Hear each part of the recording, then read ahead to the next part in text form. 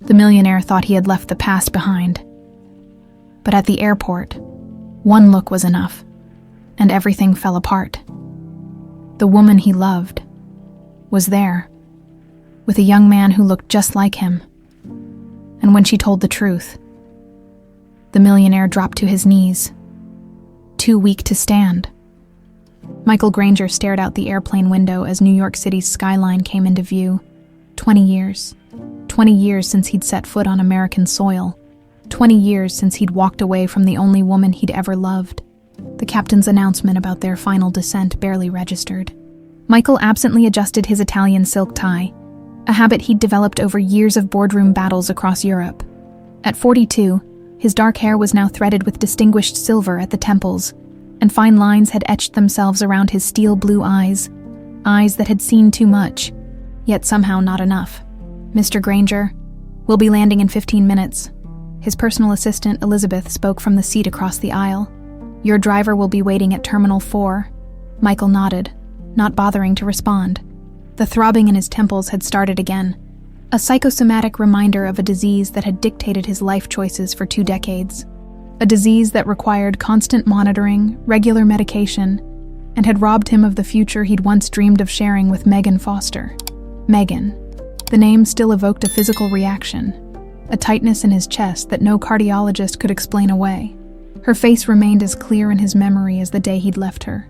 Honey brown eyes wide with confusion and hurt, chestnut hair framing a face that had haunted his dreams ever since. "Your mother and uncle are expecting you at the Granger Tower tomorrow morning," Elizabeth continued, consulting her tablet. "The board meeting is scheduled for 9. "Move it to 10, Michael replied, his voice carrying the slight European accent he'd acquired during his self-imposed exile. "I need time to review the quarterly reports before facing the sharks." Elizabeth nodded, making the adjustment without question.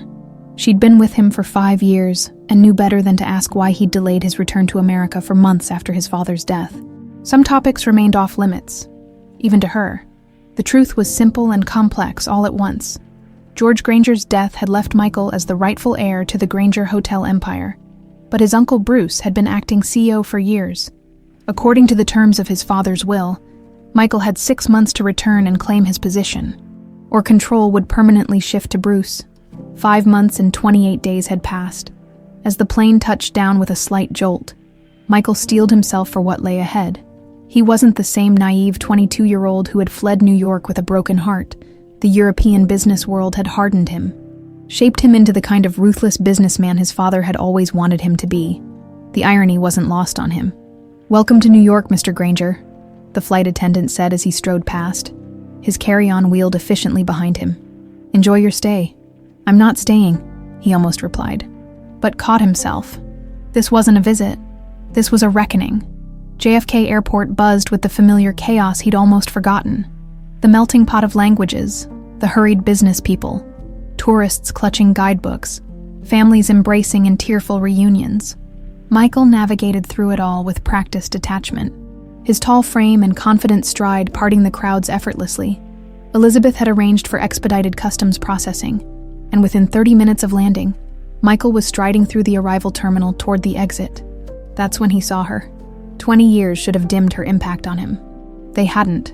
Megan Foster stood near a coffee shop, her profile in view as she leaned down to say something to a young man seated at a small table. Her chestnut hair was shorter now, falling just below her shoulders, and there were lines around her eyes that hadn't been there before, but she was still unmistakably Megan, still achingly beautiful. Michael froze mid-stride, his heart hammering against his ribs. A couple bumped into him from behind, muttering apologies he didn't register. Elizabeth was saying something about their driver, but her voice faded into background noise. The young man sitting at the table looked up at Megan and smiled, and Michael felt the world tilt beneath his feet. The boy, no, young man, couldn't have been more than 19 or 20. He had Michael's jawline, Michael's eyes, Michael's smile. Without conscious thought, Michael changed direction, moving toward them as if pulled by an invisible force. Elizabeth called after him. Confused, but he barely heard her. Megan turned, sensing his approach, and their eyes met across the terminal. 20 years collapsed into nothing, her face drained of color, her hand instinctively reaching out to touch the young man's shoulder. "Michael," she whispered, the word carrying to him despite the airport's cacophony. The young man looked up, confused by his mother's sudden tension, then followed her gaze. His eyes, Michael's eyes, narrowed in assessment, then widened in recognition from what must have been photographs he'd seen. "Megan," Michael said, his voice rougher than he intended. He stopped a few feet away from them, suddenly uncertain. "I didn't expect... I just landed." "I know," she replied, her composure returning slowly. "We're here to pick up my mother. Her flight from Chicago lands in 20 minutes. Her hand remained protectively on the young man's shoulder. "This is Aiden, my son. My son, not our son." The distinction felt like a knife between his ribs. Aiden stood, matching Michael's height exactly, his expression guarded. "I know who you are," he said, his voice carrying the same timbre as Michael's, but with a distinctly American accent. "You're Michael Granger." The boy extended no hand, offered no smile, just cool assessment. "I am," Michael confirmed, unable to tear his gaze from this younger version of himself. "It's nice to meet you, Aiden." Megan's knuckles whitened on the strap of her purse. "We should go, Aiden. Grandma's gate is on the other side of the terminal." "Wait," Michael said. More sharply than he intended, people nearby glanced their way. He lowered his voice. "Megan, please, just a minute." Something in his tone must have reached her. She hesitated, then nodded to Aiden. "Go check the arrival board, honey. Make sure her flight's on time." The young man frowned, clearly reluctant to leave her alone. "It's okay," she assured him. "Just give us a moment."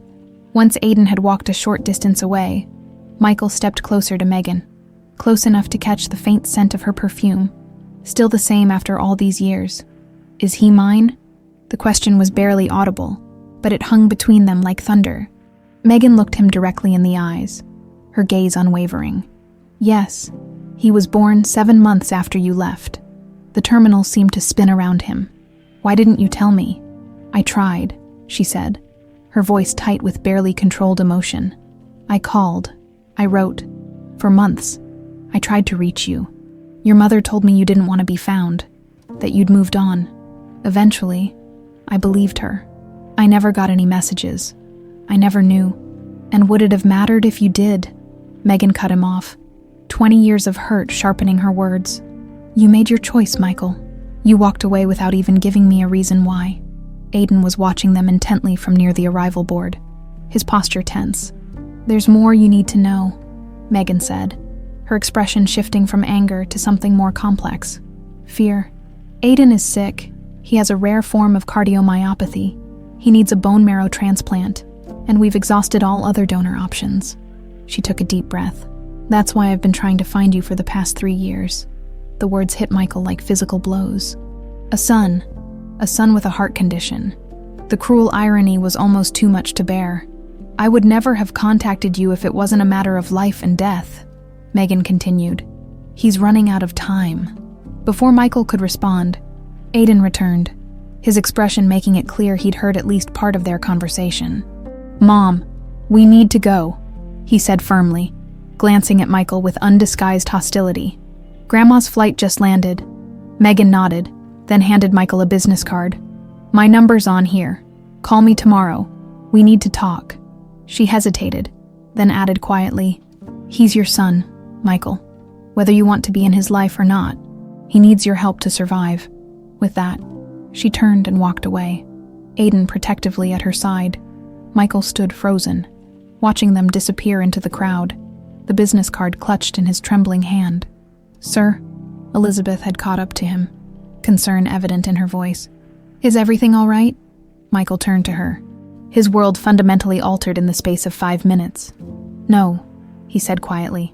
"Nothing is all right, and I need to change our plans." Outside, New York City awaited, the same but different, just like the life he'd left behind, which had continued without him in ways he could never have imagined. Michael barely slept that night. The luxurious penthouse suite at the Granger Manhattan, the flagship hotel of his family's empire, felt like a prison cell. He paced the floor until dawn, Megan's words echoing in his mind. "He's your son." Each time he closed his eyes, he saw Aiden's face, his face, looking back at him with undisguised contempt. By 7 a.m., he couldn't wait any longer. He dialed the number on Megan's card, pulse racing as he counted the rings. "Hello?" Her voice was groggy with sleep. "It's Michael. We need to talk." There was a pause, then rustling sounds. "It's not even 7. I need to see him," Michael said, bypassing pleasantries. "I need to understand everything." After a moment's hesitation, she agreed.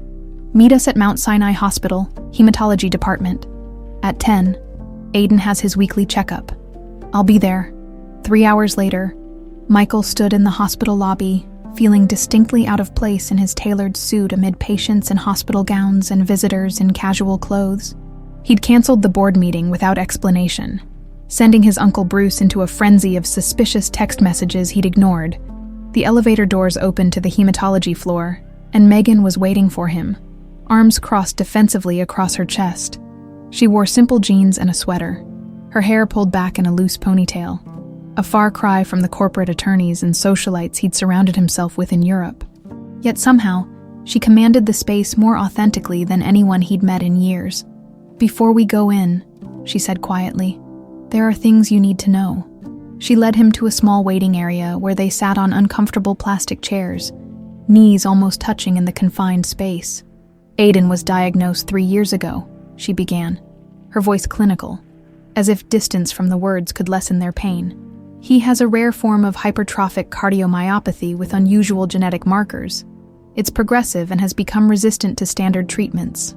Michael flinched at the word cardiomyopathy, the same condition he'd supposedly been diagnosed with 20 years ago.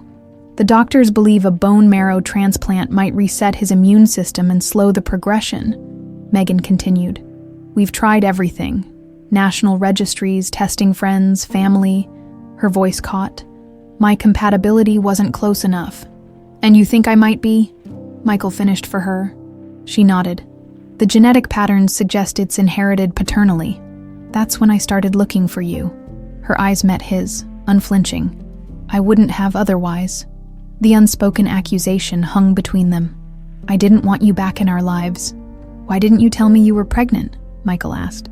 The question that had been burning inside him since yesterday. Megan's eyes flashed. "I discovered it a week after you disappeared. I called your mother. She said you'd left the country, that you needed a clean break."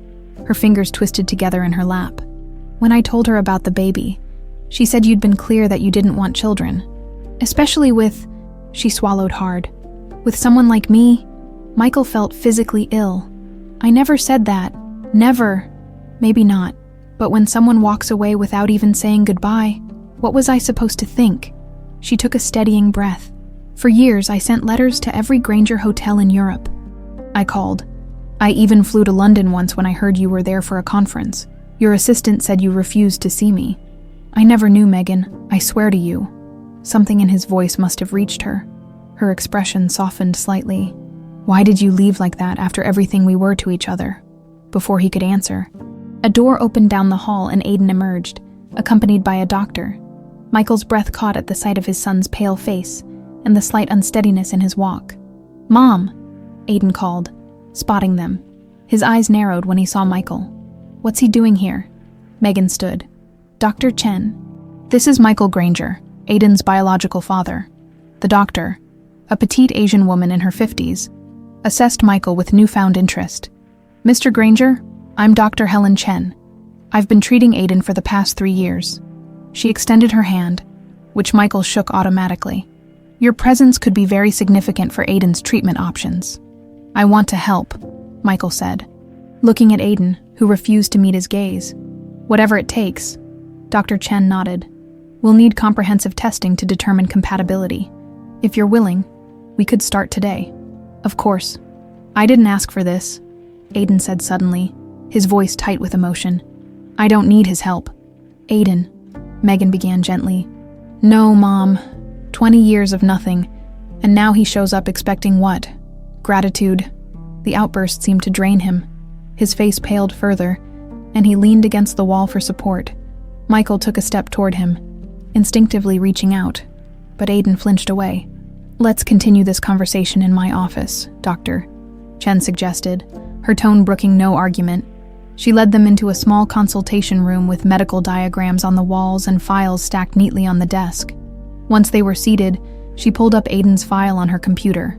"Mr. Granger, Aiden's condition is unusual. The genetic markers we've identified suggest a hereditary component that may be linked to your family medical history. I was diagnosed with a heart condition in my early 20s, Michael said, the familiar weight of the lie settling on his shoulders, a lie he'd lived with for so long it felt like truth. Cardiomyopathy, that's why." He glanced at Megan. "That's why I left." Megan's eyes widened in shock. "What?" "My mother and our family doctor told me I had a genetic heart condition that would kill me before 40. They said it was hereditary, that I shouldn't have children." The words felt hollow as he spoke them. "I couldn't bear to make you watch me die, Megan. I couldn't burden you with that. You left me because you thought you were dying." Megan's voice was barely a whisper. "And you didn't think I deserved to know, to have a choice. I was 22 and terrified. They convinced me it was the right thing to do." Dr. Chen cleared her throat, bringing their attention back to the present. "Mr. Granger, when was your last cardiac evaluation?" 6 months ago, the same as always. Medication adjustments, lifestyle restrictions. They told me the condition was stable." "Interesting." Dr. Chen typed something into her computer. "I'd like to run a complete cardiac workup on you as well. There may be connections between your condition and Aiden's that could inform our approach." Aiden, who had been silent, suddenly spoke. "If he has the same condition, how is he still alive? Still healthy enough to run hotels across Europe?" It was a fair question, one Michael had never allowed himself to examine too closely. "Advanced management techniques, constant monitoring," Michael said automatically, repeating what he'd been told for years. But as he said it, doubt crept in. If his condition was so serious, why had he never had a single cardiac episode? Not one symptom beyond the occasional stress headache. Dr. Chen was watching him thoughtfully. "We've made significant advances in genetic testing since you were diagnosed, Mr. Granger. I think a fresh evaluation would be beneficial, for both you and Aiden." For the first time, Aiden looked directly at Michael, curiosity momentarily overriding his hostility. "You really thought you were going to die?" Michael nodded. "I still do. Eventually. We all die eventually," Aiden said with the peculiar wisdom of the seriously ill. "Some of us just have a better idea of when." The simple statement hit Michael like a physical blow. This was his son, facing mortality at 19 while Michael had hidden from it for 20 years. "I'm here now," Michael said quietly, "and I'm not going anywhere." "We'll see," Aiden replied, but some of the edge had gone from his voice. Dr. Chen stood. "If you'll come with me, Mr. Granger, we can start the compatibility testing today." "Aiden, you're free to go, but remember, limited activity, plenty of rest." As Michael followed the doctor, he caught Megan's eye. In that brief glance, decades of hurt, confusion, and what might have been passed between them, along with something new, a fragile tendril of hope, rooted in the sun they shared and the truth that was finally emerging. The tests took hours. Blood draws, cheek swabs, medical history questionnaires that Michael couldn't fully answer. When the nurse handed him a form asking about family history of heart disease, he paused over the checkboxes, the pen hovering uncertainly.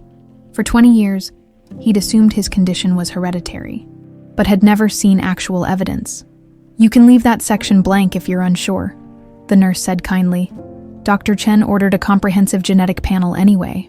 By late afternoon, Michael sat in Dr. Chen's office again, exhausted and wearing the hospital bracelet they'd insisted on for the cardiac monitoring tests. "Your preliminary tests are interesting," Dr. Chen said, studying her computer screen with a furrowed brow. "Your cardiac function appears completely normal for a man your age. Blood pressure, heart rhythm, stress test, all excellent." "That's not possible," Michael said automatically. "I've been on medication for 20 years. "Yes."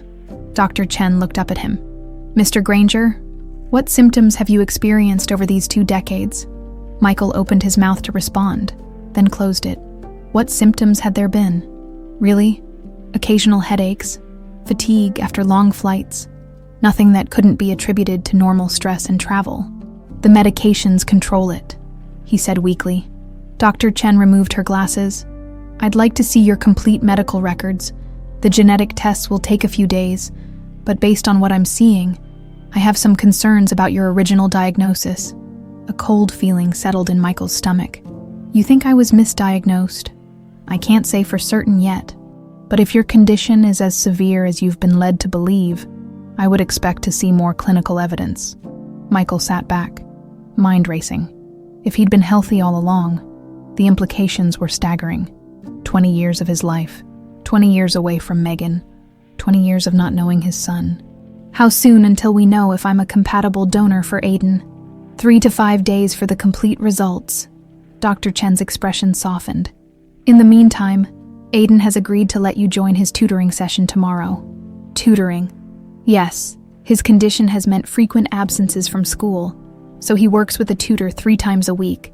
He's quite brilliant at mathematics, taking advanced college courses online. A small, unexpected surge of pride warmed Michael's chest. I studied engineering before joining the family business. I always loved math. Dr. Chen smiled. Perhaps you've found some common ground. Michael's driver dropped him at the Granger Tower late that afternoon. The gleaming 50-story headquarters of Granger International Hotels had been his father's pride, the physical manifestation of decades of business acumen and relentless ambition.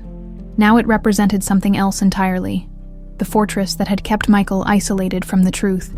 Michael, finally, his mother's voice carried across the marble lobby.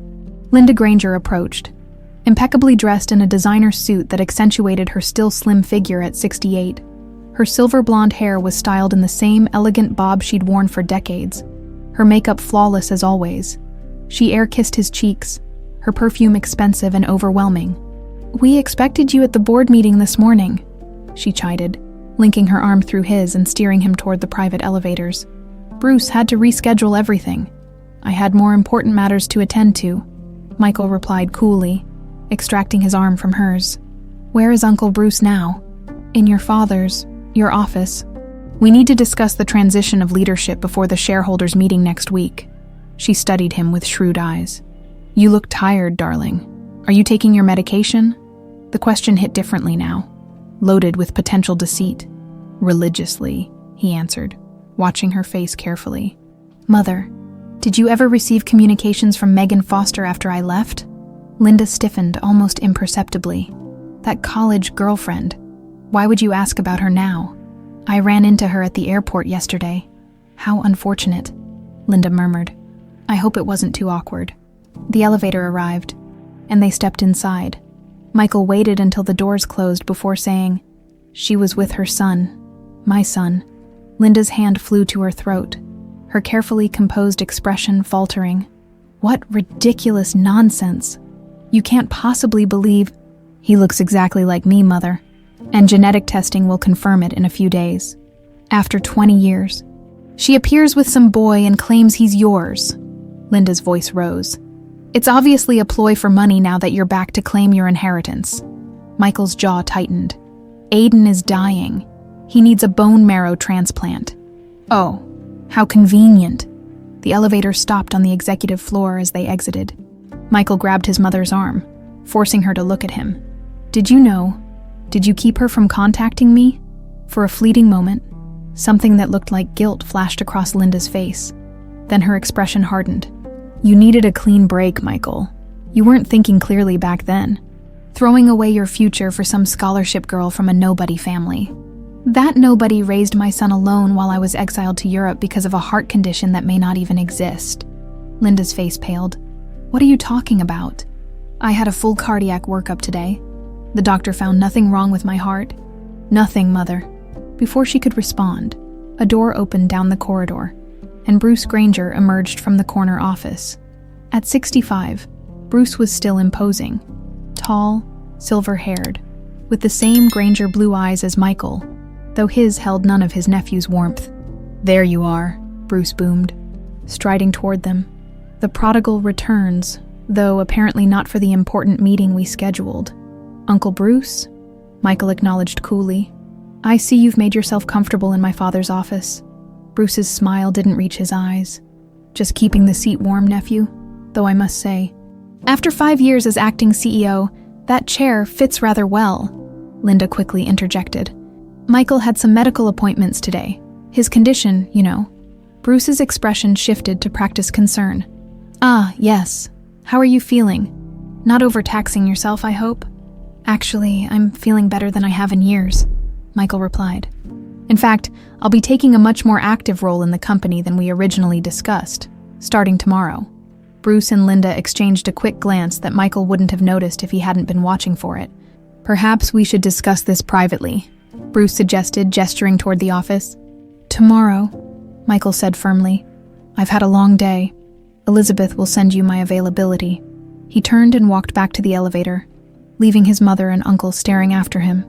That night, alone in his penthouse, Michael poured himself a scotch he'd never allowed himself to drink, one of many restrictions his supposed heart condition had imposed.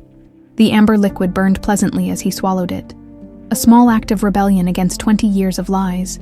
He opened his laptop and began searching archives of his father's business dealings, focusing on the period around his departure for Europe. There had to be a reason beyond a false medical diagnosis, something that made it imperative to separate him from Megan in America. A news article from the business section of a 20-year-old newspaper caught his eye. The headline read, "Granger Hotels secures major European expansion." The article detailed how Granger International had acquired a struggling hotel chain in Europe, transforming their international presence. The timing aligned perfectly with Michael's sudden departure to oversee European operations. His phone rang, interrupting his research. "Mr. Granger? This is Dr. Chen," a voice said when he answered. "I hope I'm not calling too late." "Not at all, what is it?"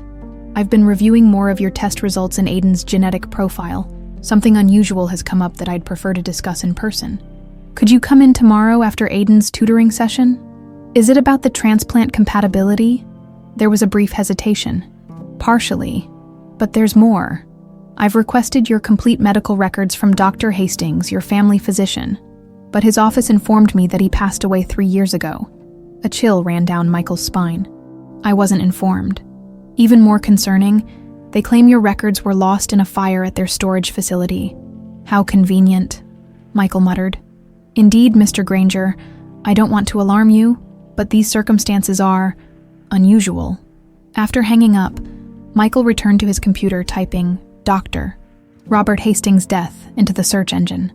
The results showed an obituary from 3 years ago.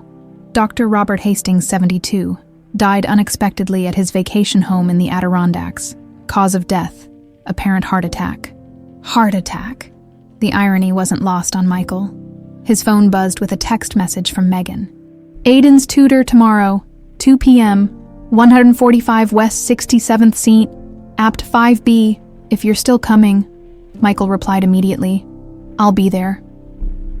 As he stared out at the New York skyline, pieces were starting to come together, forming a picture he didn't want to see but couldn't look away from. His mother and uncle's strange reactions. The convenient death of the doctor who diagnosed him. The missing medical records. 20 years ago, someone had orchestrated the biggest lie of his life, and he was finally getting close to understanding why. Michael arrived at the modest brownstone apartment building on West 67th Street precisely at 2 p.m. The neighborhood was pleasant but unpretentious, a far cry from the luxury high-rises that housed the Granger properties. He found himself wondering about the life Megan had built here. Raising their son alone while he accumulated wealth and power in Europe, Megan opened the door before he could knock, as if she'd been watching for him through the peephole. "You're right on time," she said, stepping aside to let him in. The apartment was small but warm, bookshelves lining the walls, framed academic certificates hanging beside family photos, a worn but comfortable-looking couch facing a small television. It was lived in, genuine. Everything the sterile hotel suites he'd called home for years were not. "Aiden's in his room with Professor Davis," Megan explained, leading him down a short hallway. "They're working on some calculus problem that's apparently revolutionary. I stopped understanding his math homework around 10th grade." The pride in her voice was unmistakable. Despite everything, she'd raised an extraordinary young man. "Megan," Michael said, stopping her before they reached Aiden's room. "About yesterday. What I told you about why I left." Her expression tightened. "We can't change the past, Michael. But if I was lied to, if we both were, then we lost 20 years for nothing." Her voice was flat. "That doesn't fix anything now." Before Michael could respond, A door opened, and an elderly man with wild white hair and thick glasses emerged, clutching a notebook. "Marvelous boy you have, Megan," the man exclaimed, then noticed Michael. "Ah, you must be the father. The resemblance is striking. Professor Davis." "This is Michael Granger," Megan introduced them. "Michael, Professor Davis has been tutoring Aiden for the past year." The professor shook Michael's hand vigorously. "Your son has quite the mathematical mind, Mr. Granger. His approach to non-linear equations reminds me of a young Stephen Hawking." "Is he up for visitors?" Michael asked, glancing toward the partially open door. "Oh, yes. In fact, he's been asking about you. Something about engineering principles." The professor gathered his things. "I'll see myself out, Megan. Same time Thursday." After the professor left, Megan looked at Michael with surprise. "He asked about you. That's unexpected." Michael shrugged, trying to hide his pleasure at this small opening. "Dr. Chen mentioned he's strong in mathematics. I thought we might have that in common." "Be gentle with him," Megan cautioned. "His energy levels fluctuate, and he tires easily." Michael nodded and knocked softly on Aiden's door. "Come in," called a voice that sounded disconcertingly like his own at a younger age. Aiden's room was exactly what Michael would have expected from a brilliant 19-year-old. Walls covered with scientific posters, bookshelves overflowing with texts far beyond high school level, a desk cluttered with papers, and a sophisticated computer setup. The boy himself sat propped up on his bed, a textbook open beside him. "Your professor speaks highly of you," Michael said, hovering awkwardly by the door. Aiden shrugged. "He exaggerates, but I do enjoy the work." "May I?" Michael gestured to a chair near the bed. Aiden nodded, watching him with those eerily familiar blue eyes. Up close, Michael could see the fatigue in his face, the slightly bluish tint to his lips that spoke of impaired circulation. "Mom said you studied engineering," Aiden said after an uncomfortable silence. "At MIT before I joined the family business." Michael noticed a complex equation scrawled on a whiteboard mounted to the wall. "Is that what you were working on with Professor Davis?" For the first time, Aiden's expression showed something other than resentment, a flash of genuine enthusiasm. "It's a problem related to cardiac blood flow modeling. I've been trying to develop a more accurate mathematical model for how blood moves through compromised ventricles." "You're researching your own condition." "Someone has to." Aiden gestured to the equation. "Current models don't account for all the variables." Michael studied the whiteboard. Despite 20 years away from serious mathematics, he could follow most of Aiden's work. "You're not accounting for ventricular wall elasticity here," he pointed out, standing to examine the equation more closely. Aiden's eyebrows rose. "That's exactly what Professor Davis said." For the next 30 minutes, they lost themselves in pure mathematics, the tension between them temporarily suspended as they debated coefficients and variables. Michael found himself drawn into the elegant complexity of his son's thinking, impressed by his intuitive grasp of advanced concepts. "You know," Michael said, during a pause in their discussion, "I have access to some of the best medical research facilities in Europe. I could arrange for your research to be reviewed by specialists in cardiovascular modeling." Aiden hesitated, then asked cautiously, "Why would you do that?" "Because it's brilliant work," Michael answered honestly. "And because you're my son." Aiden looked away, his moment of openness evaporating. "For 20 years, I was just Megan Foster's kid. Now suddenly I'm Michael Granger's son, because it's convenient for you." The words stung, but Michael couldn't deny their truth. "I can't change what I didn't know, Aiden, but I'm here now, and I want to help, not just with the transplant. And if you're not a match, will you disappear again?" "No." The certainty in Michael's voice surprised even him. "I'm done disappearing." Aiden studied him skeptically. "So what's your story? Mom never really talked about you until my diagnosis got worse. Then suddenly she was hunting for you like it was a crusade." Michael weighed his words carefully. "I was told I had the same heart condition you have, that it would kill me young, that it was hereditary and I shouldn't have children." He ran a hand through his hair. "I thought I was protecting your mother by leaving, but you didn't die." "No, and now I'm not sure I was ever sick." Aiden's eyes widened. "You think someone lied to you? Why would anyone do that?" "That's what I'm trying to figure out." Michael glanced at his watch. "I have an appointment with Dr. Chen in an hour to discuss some test results. About the transplant. Michael nodded. Among other things, she seems to have questions about my original diagnosis. I should be there. Aiden swung his legs over the side of the bed with surprising determination. It's my life we're talking about, Aiden. I don't think...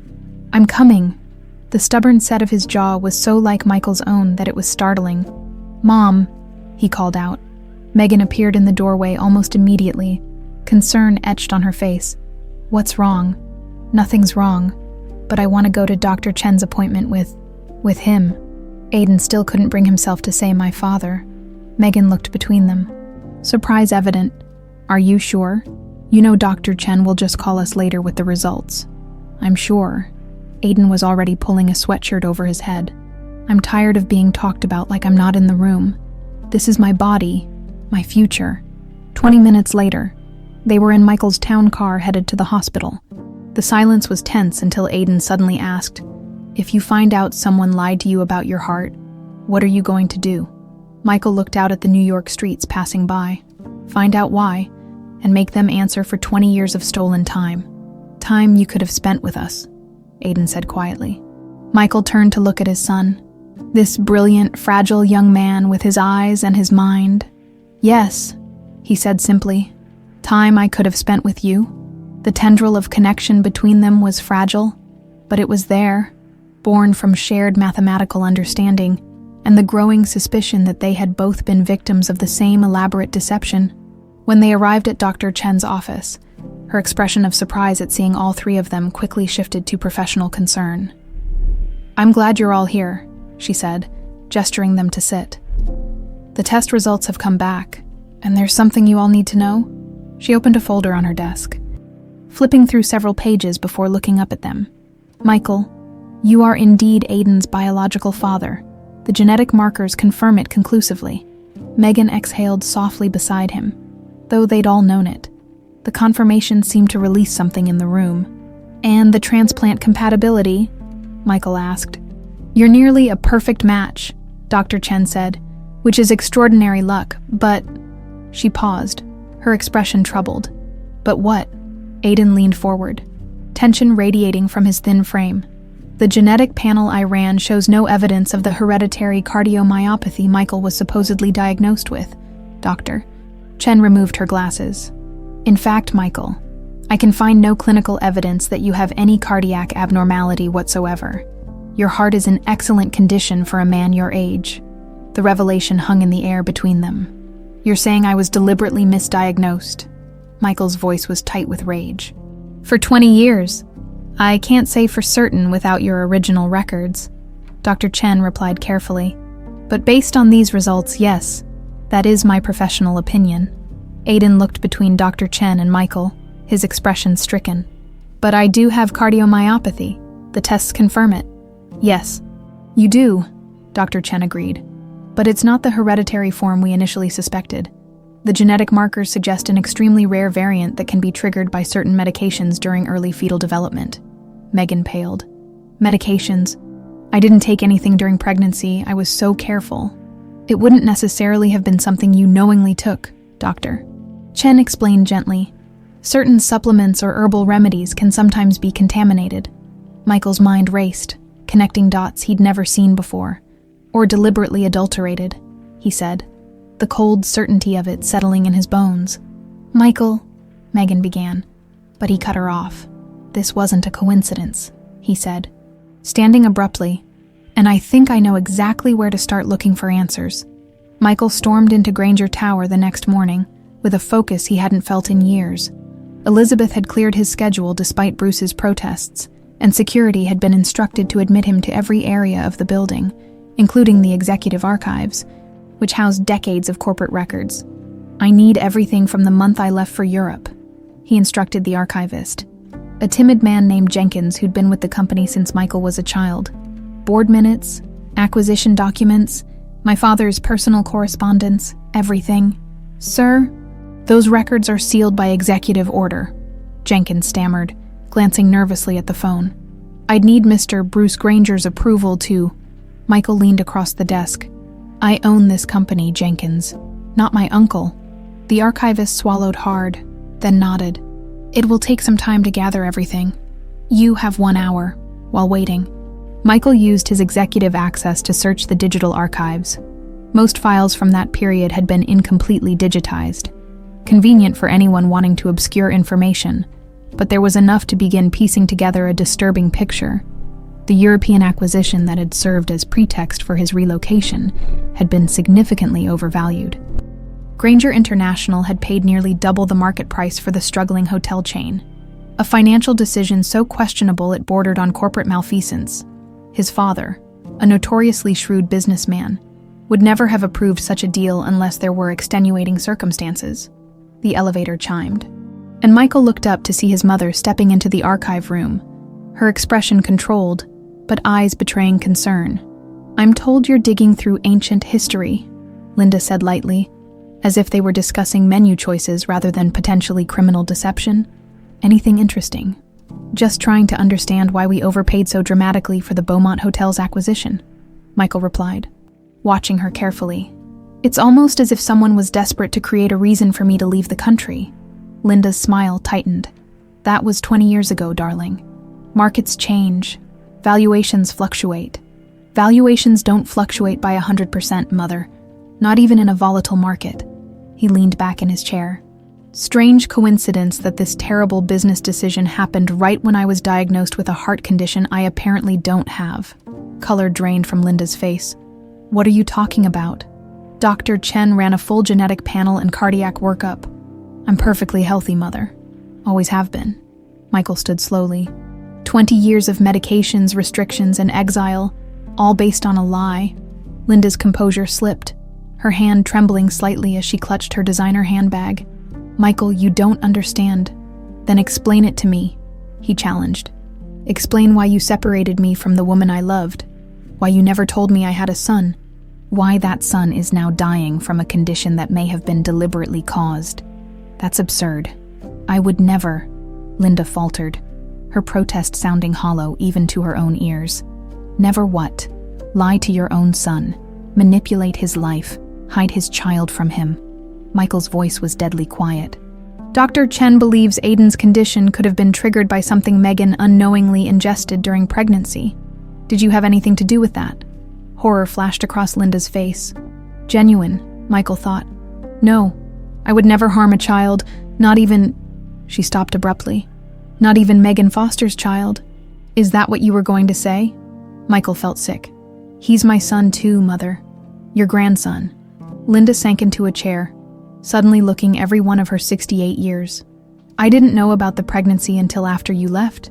Megan came to the house, hysterical, saying she was carrying your child." She looked away. "I told her you'd moved on, that you didn't want to be found. You intercepted her letters." Linda didn't deny it. "I was protecting you." "From what? Happiness? Family? Love?" Michael slammed his hand on the desk. "What was so important that you had to destroy everything that mattered to me?" Before Linda could answer, Jenkins returned with a cart of archive boxes. His eyes widened at the obvious tension, but he silently deposited the materials and retreated. Michael opened the first box, pulling out a leather-bound ledger, his father's private business journal. As he flipped through the pages, a folded document slipped out. His father's original will, dated a year before Michael left for Europe. His eyes scanned the legal text until they froze on a specific clause. Should Michael Christopher Granger produce a legitimate heir before his 30th birthday, full control of Granger International and all associated holdings shall pass directly to him upon my death, superseding all interim management arrangements and excluding Linda Granger and Bruce Granger from executive decision-making authority. Michael looked up from the document to find his mother watching him with resignation. "This is why," he said, his voice hollow. "This is why you sent me away. Why you kept Megan's pregnancy from me." He held up the will. "If I'd known about Aiden and claimed him as my son before I turned 30, you and Uncle Bruce would have been cut out completely when Father died."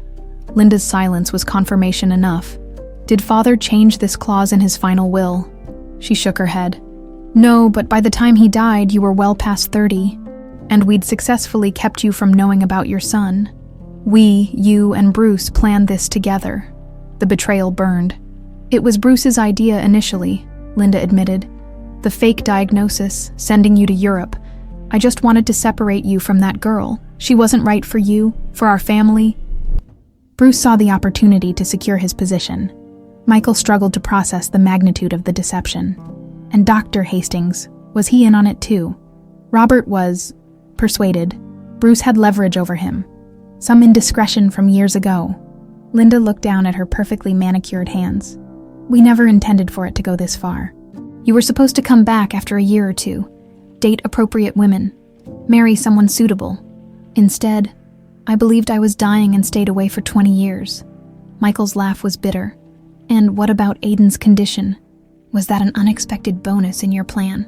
Linda's head snapped up. Head. "I had nothing to do with that. Nothing. But Bruce might have." She hesitated just long enough to confirm Michael's suspicion. "My God," he whispered. "He poisoned a pregnant woman to eliminate a potential threat to his position. My son is dying because of corporate succession planning. If Bruce did something to that girl—" "I didn't know about it," Linda insisted. "You have to believe me. I don't have to believe anything you say ever again," Michael replied coldly. His phone buzzed. A text from Megan. "Aiden collapsed at school. We're at Mount Sinai Emergency. Dr. Chen says hurry." Terror gripped him. "I have to go. I have." "Aiden's in the hospital." Linda rose. "I'll come with you." "Stay away from my family," Michael said, gathering the will and several other documents. "I'm going to make this right, Mother. And when I do, you and Bruce will lose everything." The hospital emergency room was controlled chaos. Michael found Megan in a corridor outside a treatment room, her face pale with fear. "What happened?" he asked, taking her hands without thinking. His heart started racing during his physics class. He passed out. Tears welled in her eyes. "They're saying it's progressing faster than they expected. The medications aren't working anymore." Dr. Chen emerged from the treatment room, her expression grim. "We've stabilized him for now, but his cardiac function is declining rapidly. We need to move up the transplant timeline." "How soon?" Michael asked. "Tomorrow," Dr. Chen replied. "Frankly, we don't have time to wait. Do it, whatever he needs," as Dr. Chen left to make arrangements. Michael turned to Megan. "I found out why they separated us," he said quietly, showing her the clause in his father's will. "This is why they kept Aiden from me. If I'd acknowledged him before I turned 30, I would have gained complete control of the company, cutting out my mother and uncle." Megan read the document, her expression hardening. "They destroyed our lives for money. Power, more than money, and I think Bruce may have done something to harm you during your pregnancy. Something that caused Aiden's condition." Megan's face went ashen. "What are you saying?" Dr. Chen mentioned contaminated supplements. "Did Bruce ever give you anything? Vitamins, herbal tea, anything at all?" Megan's hand flew to her mouth. "The prenatal vitamins," she whispered. "After you left, I discovered I was pregnant. I was broke, desperate. Your mother refused to help, but Bruce, he showed up at my apartment one day, saying he felt bad about how everything had happened. He gave me expensive prenatal vitamins, said they were the best available." Her voice broke. "I took them for 2 months before my doctor prescribed different ones." Michael felt physically ill. "We need to tell Dr. Chen. If we can identify exactly what he gave you, it might help with Aiden's treatment." A nurse called from the doorway. "You can see him now." They found Aiden looking frighteningly fragile, connected to monitors that beeped steadily. His eyes fluttered open when they entered. "Hey," he said weakly, attempting a smile. "So much for trying to be normal for one day." Michael approached the bed cautiously. "Dr. Chen says we're doing the transplant tomorrow." Aiden nodded. "I heard. Guess we're finding out if you're just a match on paper or the real deal." "I'm the real deal," Michael promised, surprising himself by reaching for his son's hand. Even more surprising, Aiden didn't pull away. "If this works," Aiden said after a moment, "I want to know everything. Why you left. Why you never knew about me. All of it." Michael glanced at Megan, who nodded slightly. "I promise," he told his son. "No more secrets." As Aiden drifted into much-needed sleep, Michael and Megan stepped into the hallway. The weight of 2 decades of manipulation hung between them. "We're going to fix this," Michael vowed. "First Aiden, then Bruce and my mother." Megan's eyes, so familiar even after all these years, held a fierceness he remembered well. Bruce tried to hurt our son. He may have caused his condition. He'll pay for that, Michael promised. I'll make sure of it. What neither of them knew was that Bruce Granger was already making moves to ensure that never happened. In his office across town, he reviewed security footage showing Michael in the archives, then picked up his phone to make a call. "We have a problem," he told the person on the other end. "The transplant needs to fail." Dawn broke over New York City as Michael paced the hospital waiting room. He'd barely slept, choosing instead to stay near Aiden's room where nurses monitored his deteriorating condition throughout the night. Megan had finally dozed off in an uncomfortable chair, her face etched with exhaustion. Even in sleep, his phone buzzed. A text from Elizabeth. "Bruce called emergency board meeting for 9 a.m. Claims you're mentally unfit to take control." Michael's jaw tightened. Of course Bruce would make his move now, when Michael couldn't possibly attend. He typed back, "Stall them. I need 48 hours. Elizabeth replied immediately, "Will do my best. How's your son?" The word still felt strange. Son. But right in a way nothing had for 20 years. "Fighting," Michael responded. "We both are." Dr. Chen appeared, clipboard in hand, her normally immaculate appearance showing signs of a sleepless night. "We need to begin prep for the procedure," she said quietly, mindful of Megan's sleeping form. "There's paperwork to sign and we need to start your pre-donation protocol." Michael nodded, following her to a small consultation room where several forms awaited. As he read through the donor consent documents, a detail caught his eye. "These blood type results, they're different from what you told us yesterday." Dr. Chen frowned, taking the paper. "That's not possible." She examined the form carefully. "These aren't the results I reviewed. Your blood type was confirmed as matching Aiden's." Michael's suspicions ignited. Could someone have altered the records? "Not without access to our system," Dr. Chen said, but her eyes narrowed. "Let me confirm this directly." She stepped out, returning minutes later with a troubled expression. "You're right. The electronic record was changed overnight. Fortunately, I keep offline backups of critical patient data." "Bruce," Michael said grimly. "He's trying to sabotage the transplant. That's a serious accusation. And attempted murder is a serious crime." Michael finished signing the forms. "Can you ensure the security of the procedure? No unauthorized personnel? No last-minute changes?" Dr. Chen's expression hardened. "I'll personally oversee every aspect. If someone's interfering with my patient's care, they'll have to go through me." Michael's respect for the petite doctor increased exponentially. "Thank you." A soft knock interrupted them, as a nurse poked her head in. "Dr. Chen, the patient's asking for his father." "Father?" The word sent a surge of emotion through Michael that was equal parts pride and terror. He'd been too late for Aiden's first steps, first words, first day of school, but not too late for this. Not if they succeeded. He found Aiden propped up in bed, looking even paler than the previous day, dark circles shadowing his eyes. Despite his weakened state, the boy's mind remained razor-sharp. "They explained the procedure," Aiden said without preamble. "It's going to be rough on you." Michael shrugged. "I can handle it. The survival rate for hypertrophic cardiomyopathy at my stage is about 35%. Aiden continued clinically. "Even with a perfect match and successful transplant. Those statistics don't account for your determination," Michael replied, pulling a chair closer to the bed. "Or mine." Aiden studied him, as if trying to solve a complex equation. "Why are you doing this, really? You could have just taken a blood test, proven you weren't a match, and walked away with a clear conscience. Is that what you think I want? A way out? Wouldn't most people. It's not like you owe me anything." Michael considered his answer carefully. "When I was your age, I thought I knew exactly how my life would unfold.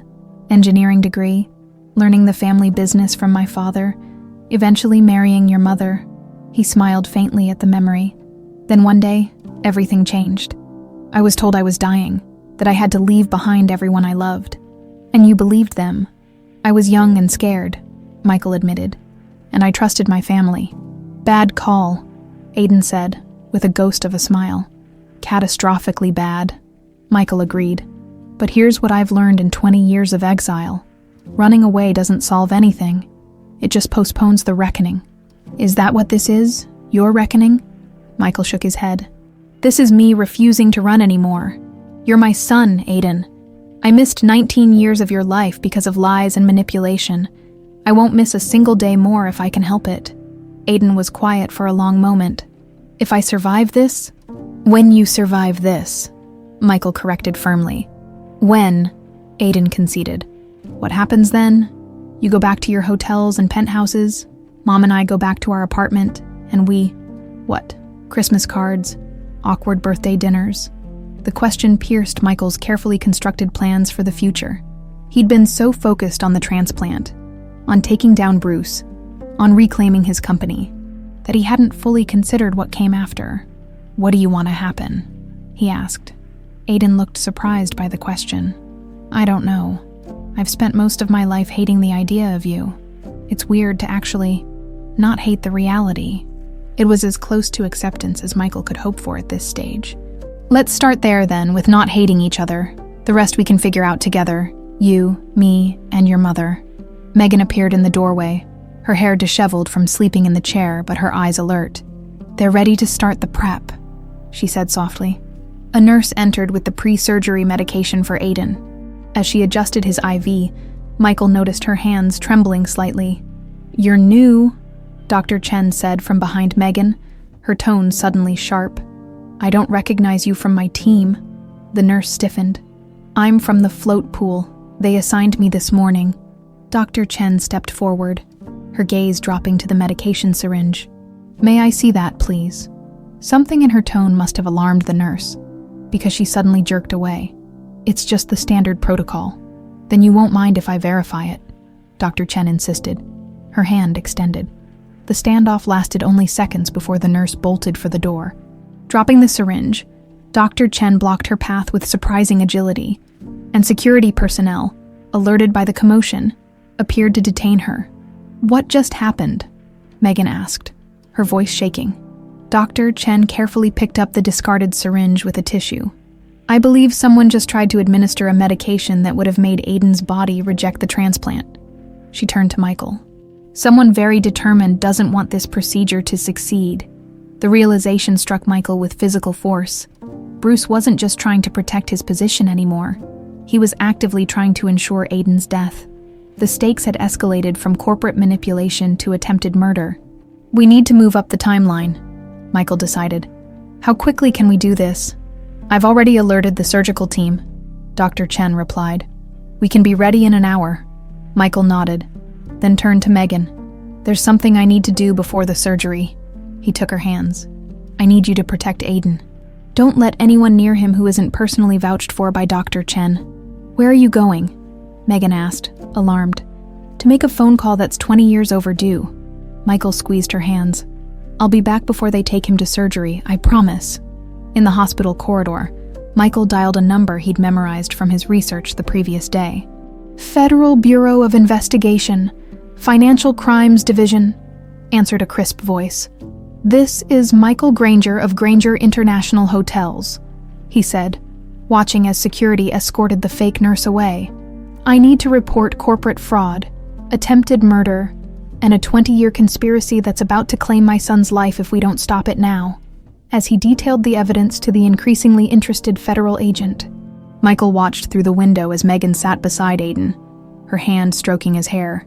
Time was running out for their son, but for the first time in 2 decades, Michael wasn't running away from the fight. He was running toward it, with everything he had. The FBI agent listened with increasing interest as Michael laid out the decades-long conspiracy. By the time he ended the call, 2 federal agents were en route to the hospital, and another team was being dispatched to Granger Tower with a warrant.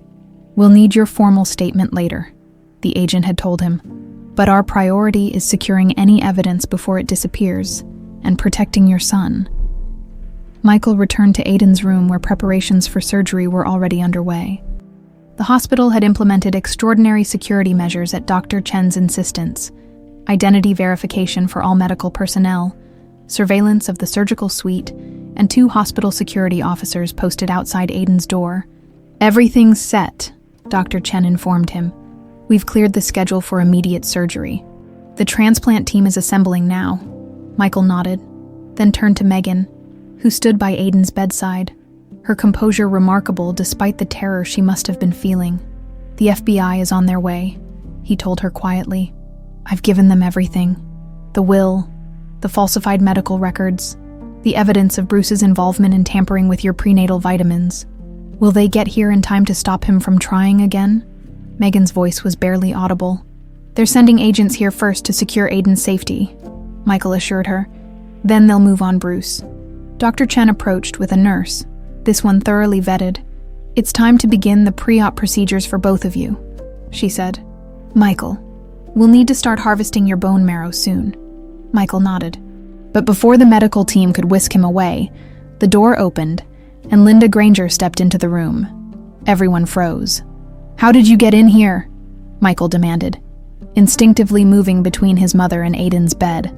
Linda looked smaller somehow. Her usual imperious demeanor diminished.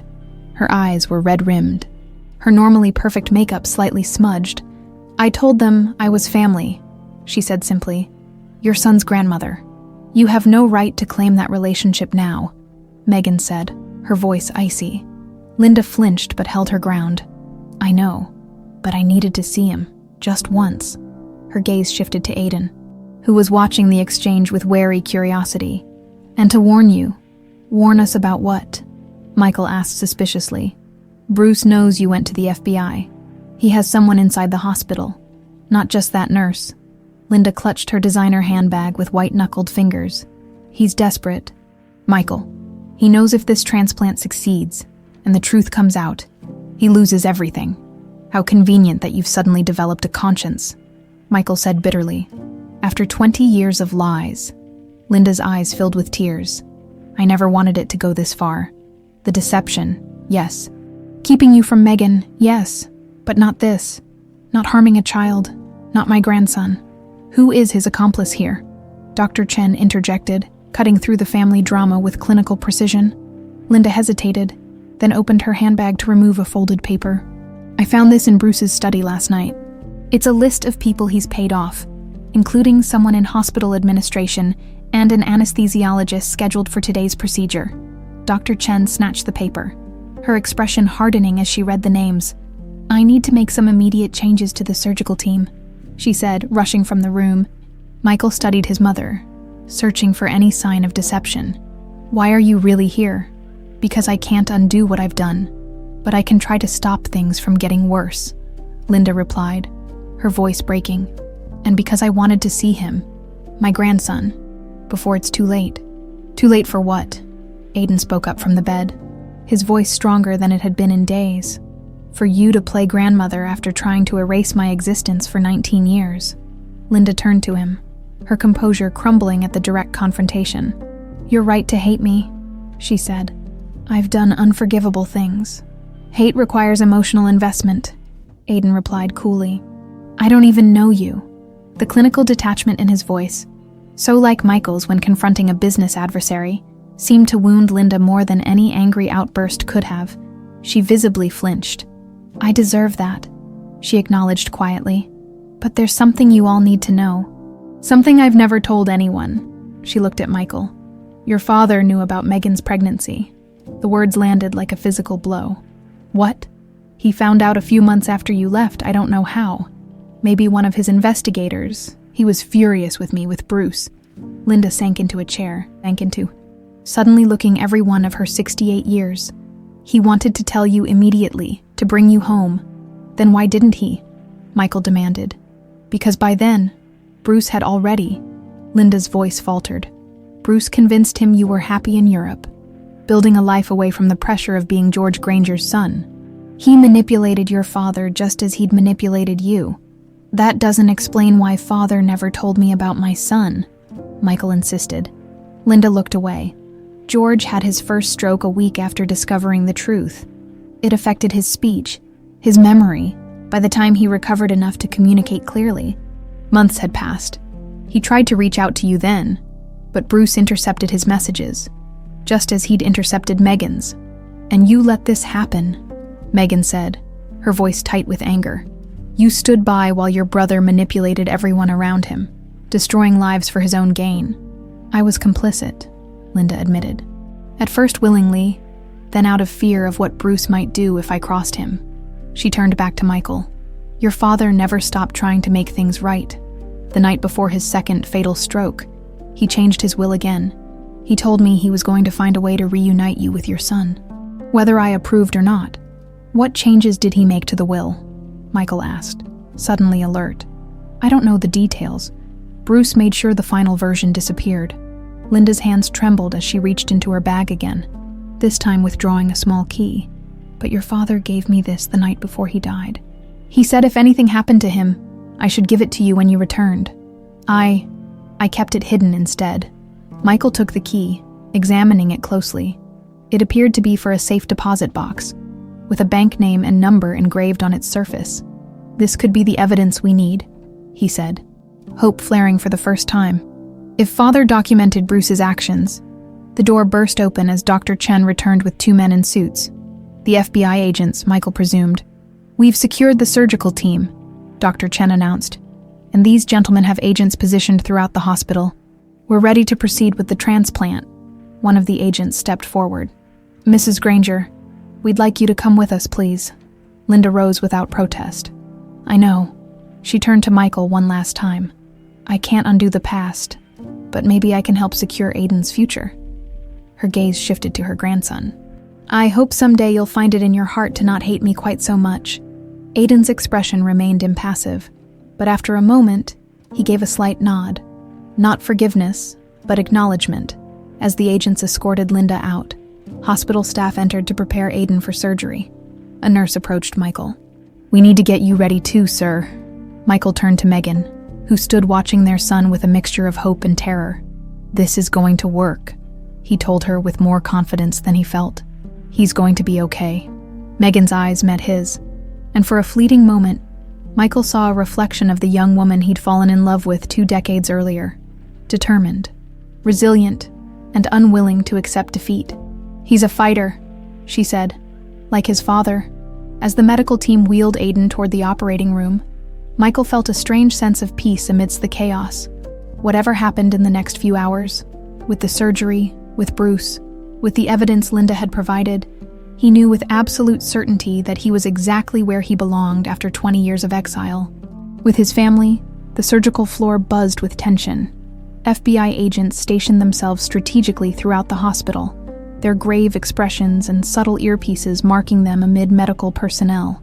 Outside the operating room, an agent scrutinized identification badges for every member of the surgical team. Michael lay on a gurney in the pre-op area, already in a hospital gown with an IV in his arm. The bone marrow harvesting procedure was invasive, requiring multiple extractions from his hip bone under anesthesia. Despite having negotiated billion-dollar deals without flinching, he found himself anxious now, not for himself, but for Aiden. Dr. Chen approached, surgical cap already in place. Aiden's being prepped in the adjacent operating room. We'll harvest your marrow first, process it immediately, and begin the transplant. How long will the whole procedure take? Michael asked. 4 to 5 hours for the harvesting and processing. Then another few hours for Aiden's portion. You'll be in recovery while his transplant is performed. She checked his IV line. Any questions before we begin? Just one. Is Aiden afraid? Dr. Chen's professional demeanor softened slightly. He's remarkably composed. He asked for his advanced calculus textbook to review while they prep him. Said it calms his mind. Michael smiled despite his anxiety. That sounds like him. He also asked me to give you a message. Dr. Chen hesitated, then continued. He said, "Don't mess this up, old man." A laugh escaped Michael. Unexpected, almost painful in its authenticity. It was the first glimpse of Aiden's sense of humor, a hint of the personality he'd been denied knowing for 19 years. Dr. Chen squeezed his shoulder. Take that as a good sign. He's starting to see you as his father in his own way. The anesthesiologist, a new one, thoroughly vetted after Linda's revelation, appeared at Michael's side. We're ready to begin, Mr. Granger. As the medication entered his IV, Michael felt the world growing hazy. His last conscious thought was of Aiden, hoping against hope that when they both woke, they would have a future to build together.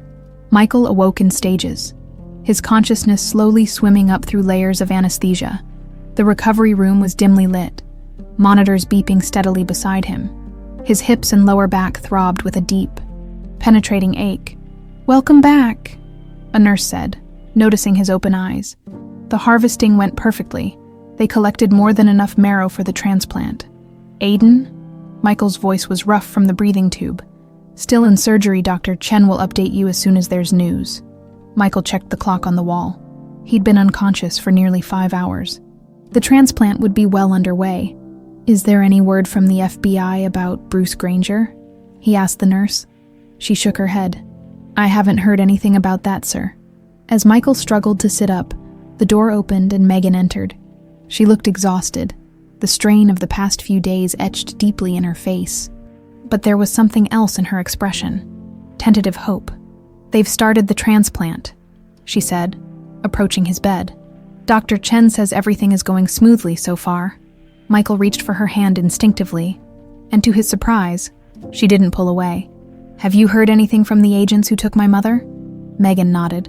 They're questioning her now, and they've arrested Bruce. Caught him trying to board a private jet to Switzerland. Relief flooded through him. So it's over. Not quite, said a voice from the doorway. An FBI agent Michael recognized from earlier entered, notepad in hand. Mrs. Granger has provided a full confession implicating Bruce in numerous crimes, including corporate fraud, falsifying medical records, and the tampering with prenatal supplements given to Miss Foster. She admitted it, Michael asked, surprised by his mother's cooperation. With one condition, that her confession could help save her grandson. The agent consulted his notes. She provided details about the compound Bruce added to the prenatal vitamins. Some experimental drug he acquired through black market channels. Our lab is analyzing it now. The information might help the doctors with Aiden's ongoing treatment. Michael exchanged a glance with Megan. Linda's redemption attempt seemed sincere, if decades too late. There's more, the agent continued. We accessed the safe deposit box with the key she provided. It contained a revised will from your father, executed the day before his death, along with detailed records of Bruce's financial misdeeds and a personal letter to you. He handed Michael a sealed envelope, yellowed with age, his father's distinctive handwriting spelling out his name on the front. I'll leave you to read it privately, the agent said, stepping back. We'll need a formal statement from both of you when you're recovered. But for now, your son's health takes priority. After the agent departed, Michael stared at the envelope, suddenly afraid of its contents. Do you want me to give you privacy? Megan asked quietly. Michael shook his head. Whatever it says affects both of us.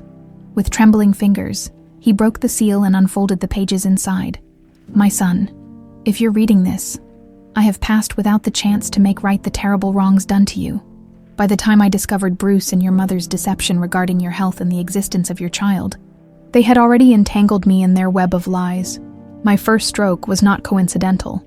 Bruce ensured I received incorrect medication after learning I had discovered the truth. By the time I recovered enough to act, months had passed, and their control over the company had solidified in my absence. I have spent my final days gathering evidence of their crimes. The revised will enclosed returns full control of Granger International to you immediately, with explicit provisions for your son's inheritance regardless of your acknowledgement timeline. More importantly, I hired private investigators to locate Megan Foster and your child. The reports are included in this box.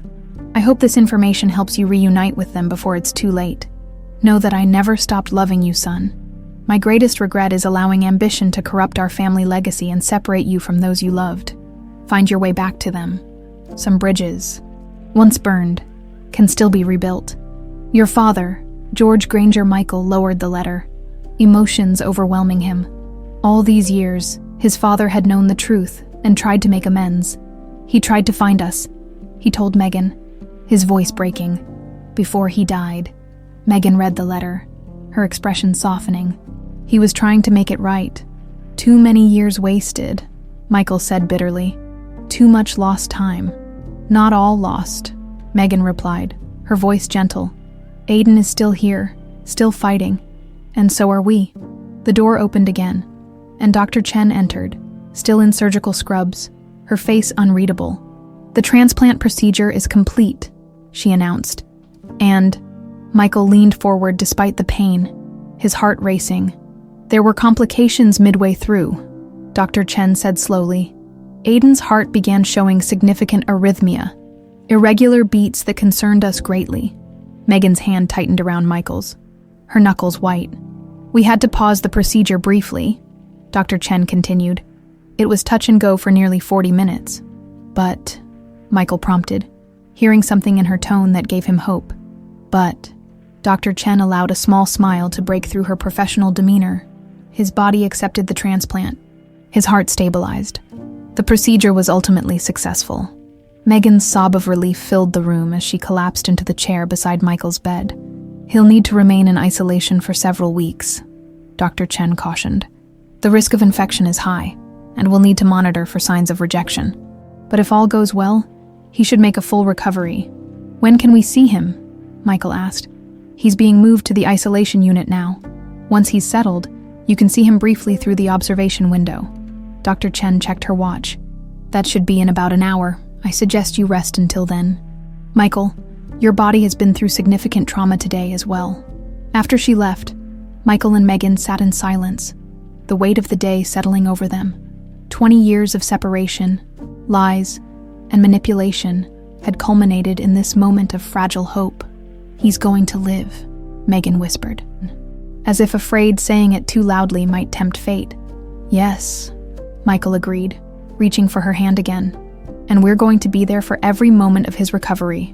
Together, if you'll allow it."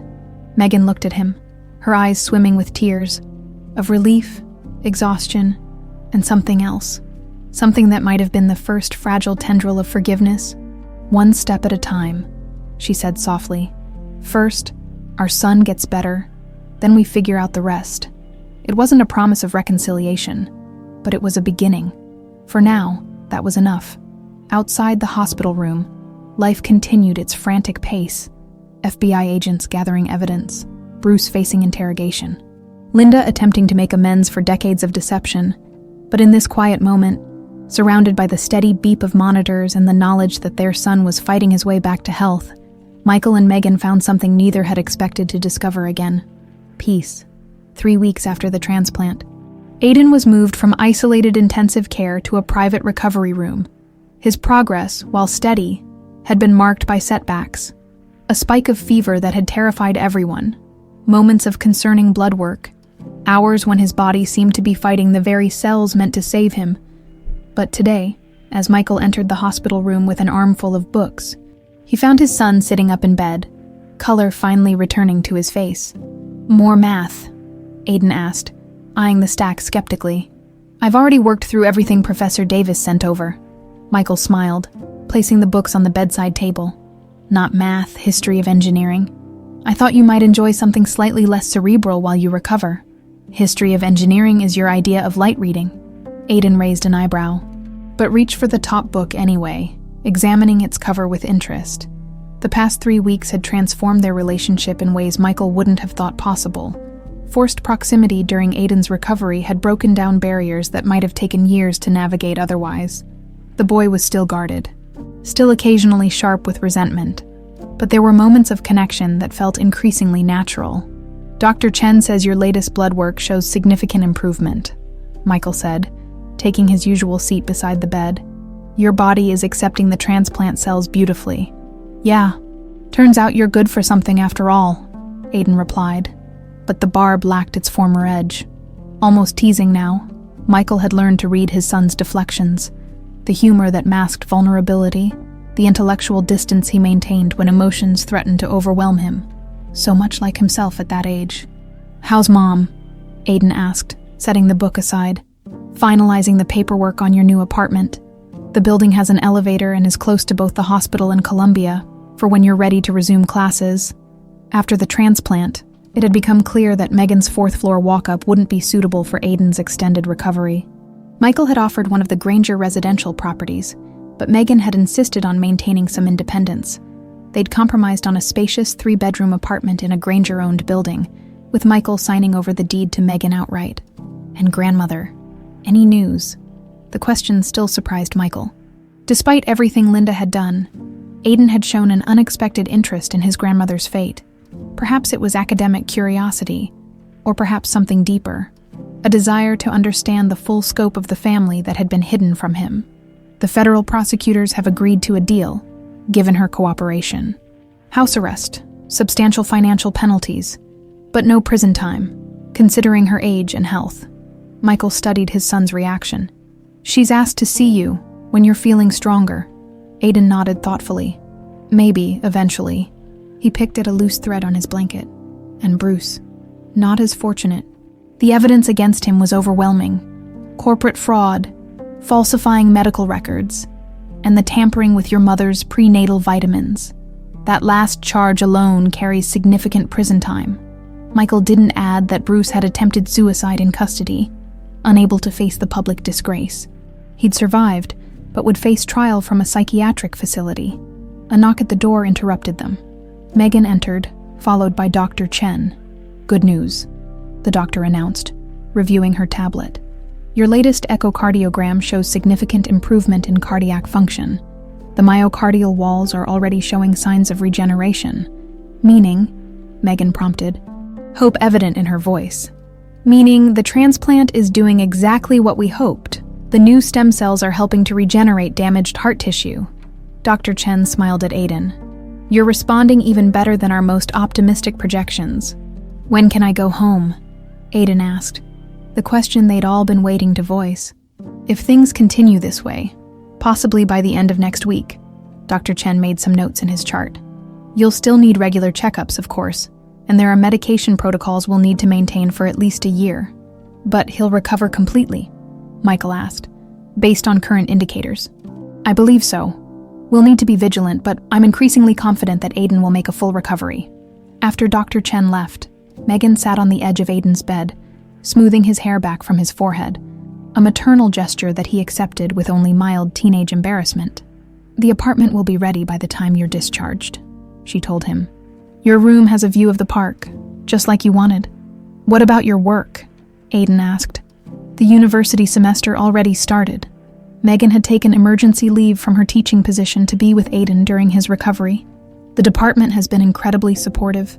I can teach reduced hours next semester, mostly advanced seminars that meet once a week, and I've adjusted my schedule to be in New York indefinitely," Michael added. "Between the two of us, you'll have all the support you need." Aiden looked between them, an unreadable expression crossing his face. "So that's the plan. You two are going to co-parent me like I'm 5 instead of 19.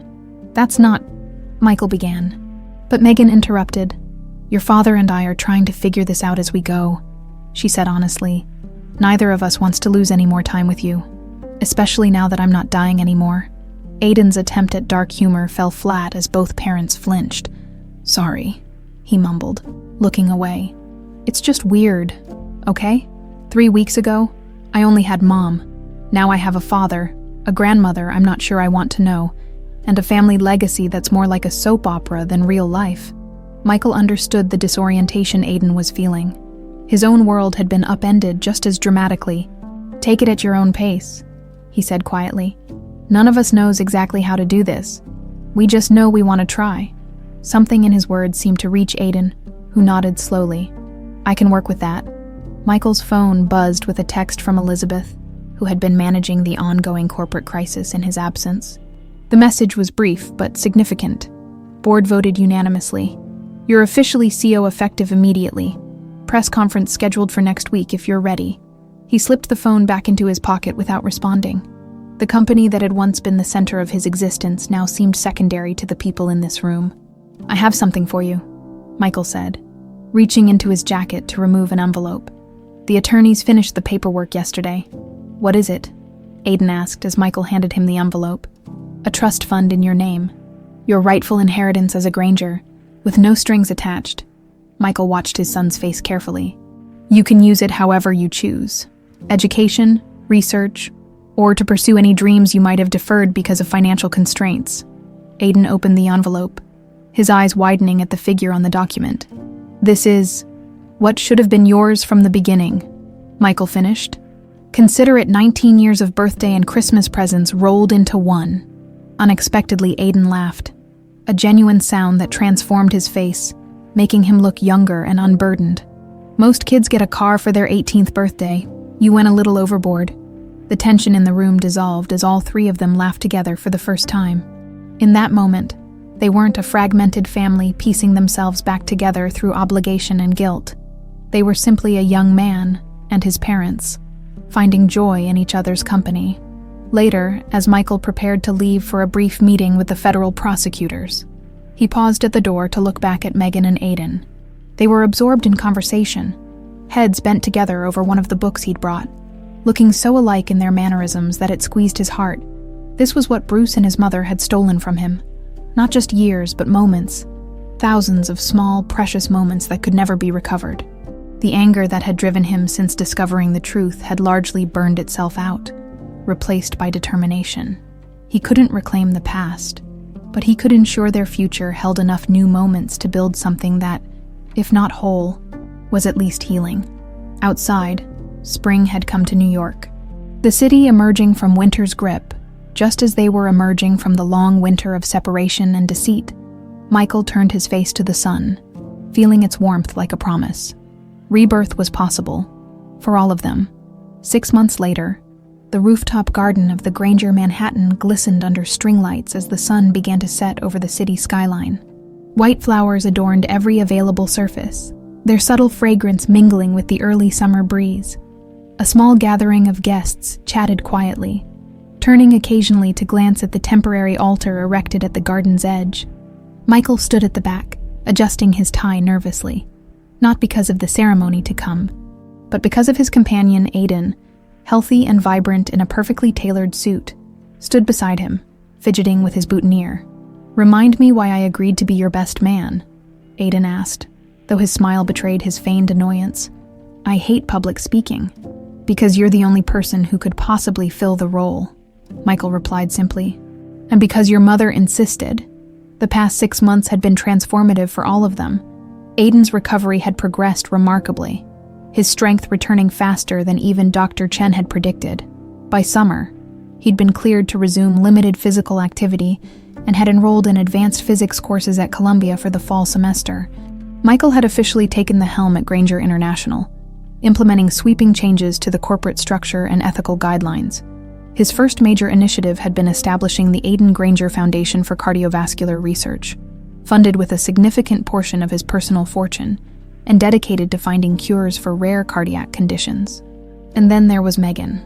What had begun as cautious co-parenting had gradually evolved into rediscovered friendship, and eventually, over late-night conversations while Aiden slept, into something deeper. The love that had never truly died found new life, transformed and matured by the years and trials that had separated them. "She's nervous too, you know," Aiden commented, breaking into Michael's thoughts.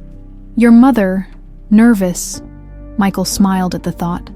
Megan had faced down academic committees, medical crises, and federal prosecutors with unwavering composure. "I doubt that. Trust me," Aiden insisted.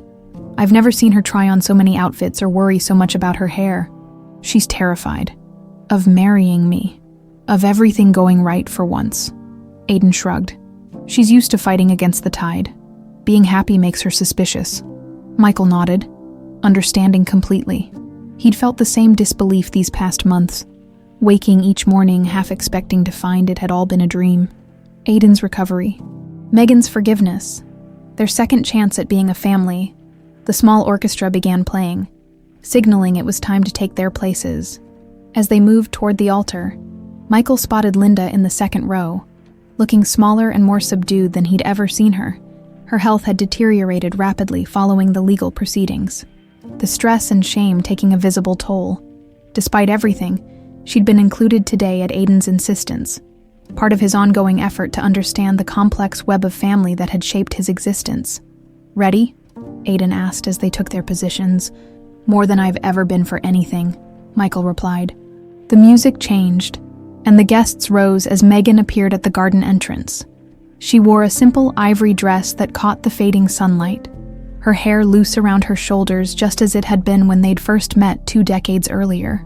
No elaborate veil or train. This wasn't a first wedding with all its traditional trappings, but a conscious recommitment, eyes wide open to both past and future. As she walked toward them, Michael saw the slight tremble in her hands as she clutched her bouquet. Aiden had been right. She was nervous, but her eyes never left Michael's. And by the time she reached the altar, her smile had steadied. "We gather here today," the officiant began. Not to begin a journey, but to recognize one that has endured despite impossible odds. Michael and Megan's path has been unusual, marked by separation and reunion, by loss and by remarkable finding. Michael barely heard the words that followed, too caught up in the reality of this moment. Standing beside the woman he'd never stopped loving and the son he'd found against all odds. When it came time for vows, he spoke from the heart without consulting the notes he'd prepared. 20 years ago, we stood on the brink of a future, together that was stolen from us by lies and manipulation, he said, holding Megan's hands in his. I can't reclaim those lost years or undo the pain of our separation, but I can promise you this. Every day forward is ours. Every moment a gift I will never take for granted. I love you, the bright-eyed student who challenged me to see beyond my privileged worldview, the incredibly strong woman who raised our son alone, and the partner who found the courage to let me back into your lives when you had every reason not to. Tears shimmered in Megan's eyes as she responded. I spent so many years angry, building walls around my heart to protect myself from the pain of your absence. But those same walls that kept out hurt also kept out hope. She glanced at Aiden, who watched them with undisguised emotion. Our son taught me that holding on to anger costs too much, that forgiveness, while difficult, creates space for healing. She squeezed Michael's hands. I choose to fill that space with love, for the man you were, the man you are now, and the future we can build together.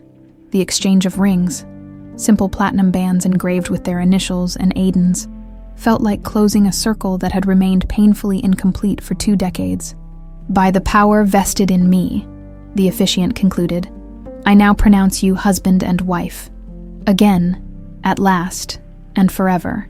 As Michael kissed his bride, applause erupted from their small gathering of friends and colleagues. But it was Aiden's embrace that followed, arms wrapping around both his parents. That truly sealed the moment. During the intimate reception that followed, Aiden disappeared briefly, returning with an old leather-bound book tucked under his arm. As the celebration wound down, he approached his parents. I found this in grandfather's study, he explained, placing the book on the table between them. It was hidden in a secret compartment in his desk. Michael recognized his father's personal journal, identical to the business ledgers he'd examined months earlier. Where did you get access to his study? Grandmother gave me the key, Aiden said. She thought I might want to know more about him. He opened the journal to a marked page. There's something you both should see. The journal entry, dated shortly before George Granger's death, contained a shocking revelation. DNA results confirm my suspicions. If Michael knew the truth about his bloodline, everything would change. Bruce cannot be allowed to discover this information. He would use it to destroy what remains of our family. What does that mean? Megan asked, looking between Michael and Aiden. I'm not sure, Michael admitted, scanning the cryptic entry. Father was already suffering cognitive effects from his first stroke. This might be confusion, or it might be something else entirely, Aiden suggested, his analytical mind clearly intrigued by the mystery. Grandmother mentioned something about family records stored in the Granger estate in Connecticut. We could start there. As they discussed the puzzling entry, Michael felt a peculiar blend of anticipation and contentment. The mystery in his father's journal represented a new chapter to explore together. As a family, whatever secrets remained hidden in the Granger past, they would uncover them side by side. Later that night, as guests departed and the city lights came alive below them, Michael stood at the rooftop's edge with Megan and Aiden, his arm around his wife's waist, his son leaning against the railing beside them. So what happens now? Aiden asked, the question floating on the night air between them. Megan leaned into Michael's embrace. Now we live, without secrets, without fear, without the weight of all those lost years. As a family, Michael added, still marveling at the word, at how right it felt after so long. Aiden nodded, his expression thoughtful as he gazed out at the city sprawled before them. A family with a mystery to solve. Michael laughed, recognizing the spark of curiosity that mirrored his own. Tomorrow is soon enough for mysteries. Tonight is for celebrating. As they turned to rejoin their remaining guests, Michael caught sight of their reflection in the rooftop's glass doors. 3 figures, similar in bearing and expression, unmistakably connected by blood, and now by choice. The family that had been separated by lies had found their way back to each other, proving that some bonds could never truly be broken. The future stretched before them, not perfect but profoundly theirs, to shape, to cherish, and to live together at last.